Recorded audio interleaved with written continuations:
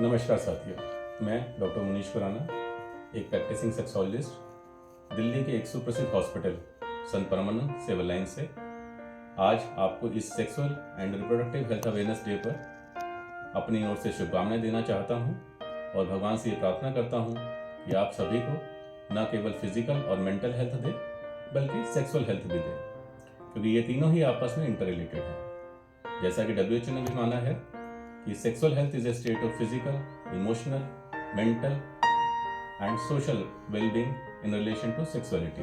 It is not merely the absence of disease, dysfunction और infirmity.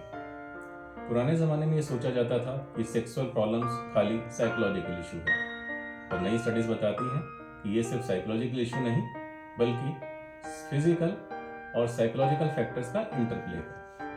अगर हम physically fit हैं तो हम सेक्सुअल फिटनेस एक्सपेक्ट कर सकते हैं, और अगर हम सेक्सुअल फिटनेस रहेंगे तो हमारी फिजिकल फिटनेस और बेटर होगी।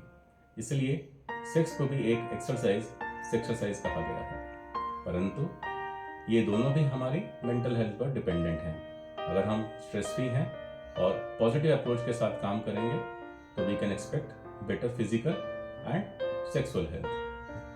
आप सोचेंगे कि अचानक सेक्सुअल हेल्थ पर इतना जोर क्यों? जैसे कि आप सब जानते हैं, कहा जाता है कि we human beings are social beings, but to be more precise and correct मैं कहूँगा वी आर सोशल एनिमल्स। और बाकी के सभी जानवरों की तरह हमारी भी कुछ शारीरिक या बायोलॉजिकल नीड्स होती हैं, जैसे कि खाना, सोना और सेक्स, ताकि हम जी सकें और अपनी जनरेशन को आगे बढ़ा सकें। कपड़ा, गाड़ी, मकान वगैरह हमारे सारे सोशल नीड्स हैं। हम तब तक एक संतुष्ट जीवन नहीं जी सकते जब तक हमारी शारीरिक जरूरतें पूरी ना हो। पर बड़े दुख के साथ कहना पड़ता है कि आज हमारे देश में जो कि कामसूत्र का जनक रहा है, सेक्सुअल प्रॉब्लम्स और इनफर्टिलिटी के केसेस बढ़ते ही जा रहे हैं, और अधिकतर लोग चुपचाप सफर करते रहते हैं क्योंकि sex is considered social taboo in our society, और लोग उसके बारे में बातचीत करने से हिचकिचाते हैं।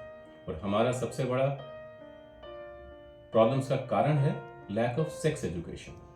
कोई भी माँ की कोख से सीख कर नहीं आता कि सेक्स कैसे किया जा सकता है। It is a skill which needs to be developed. पुराने जमाने में गुरुकुलों में बाकी के शास्त्रों के साथ काम शास्त्र की भी शिक्षा दी जाती थी, पर आजकल सरकारें बोलती तो बहुत हैं, पर it is still lacking in our education system. Sexual problems भी शुगर, बीपी, मोटापे की तरह ही लाइफस्टाइल रिलेटेड डिसऑर्डर है, जिसे ठीक किया जा सकता है। ज़रूरत है सिर्फ प्रॉपर गाइडेंस और काउंसलिंग की। पर हमारी सोसाइटी में नीम हकीम और सेल्फ स्टाइल्ड सेक्सोलॉजिस्ट की भरमार है, जो कि लोगों को गुमराह कर अपना उल्लू साधते हैं। ज़रूरत है सही समय पर सही या ट्रेंड सेक्सोलॉजिस्ट, सेक्स थेरेपिस्ट या सेक्स काउंसलर से सलाह लेने की, and the early the better. आजकल सेक्सुअल डिसफंक्शंस और रिप्रोडक्टिव प्रॉब्लम्स के कुछ प्रमुख कारणों में stressful lifestyle, sedentary lifestyle, lack of sex education, pollution, food adulteration या food processing, lack of exercise, predominance of electromagnetic radiations हैं, जिन्हें सिर्फ होलिस्टिक या मल्टीफैक्टोरियल अप्रोच, जिसमें ना केवल दवा, supplementation, lifestyle changes, diet modifications, exercise and proper sex therapy और कुछ प्रोसीजर्स से ठीक कर अपने जीवन में संतुष्टि प्राप्त की जा सकती है। आखिर में जोर देकर सिर्फ इतना ही कहूँगा कि जागरूक बने, संकोच छोड़ें और सही समय पर सही एक्सपर्ट से सलाह लेकर अपने जीवन को पूर्ण बनाएं, और न केवल खुद सुखी रहें बल्कि अपने पार्टनर, अपनी फैमिली और सोसाइटी को सुख और समृद्धि की ओर ले जाएं। धन्यवाद।